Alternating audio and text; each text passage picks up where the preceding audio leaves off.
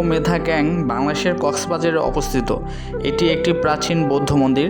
এর পেছনে রয়েছে কেন্দ্রীয় মহাসিং দোঘি বৌদ্ধ মন্দির।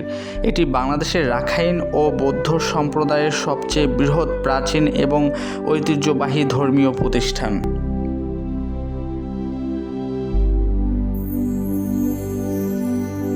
এখানে ক্যাং আরাকানের দামি সেগুন ও লৌহ কাঠ নির্মিত। মন্দির চত্বরে বাম দিকে রয়েছে 5টি স্মৃতিস্তর এবং প্রায় 250 বছর বয়সী একটি শিলকড়ই গাছ।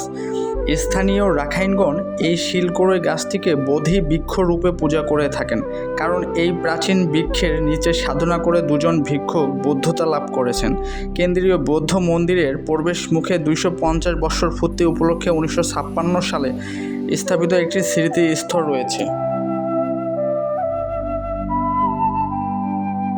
1993 সালে অগমেধা ওই ভিক্ষু কর্তৃক স্থাপিত মূল মন্দিরের ভবনের ডানে চিংঘর বা সীমা ঘরে অসংখ্য ছোট মূর্তিসহ বিশাল আকৃতির কয়েকটি মূর্তি রয়েছে। কেন্দ্রীয় মন্দির ঘেঁষে বাম পাশে জয়সু ক্যাং অবস্থিত।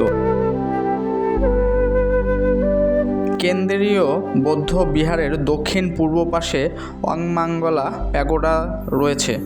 200 বৎসর পূর্বে নানফু নামে এক রাখাইন রমণী এই প্যাগোডা প্রতিষ্ঠাতা করেছিলেন।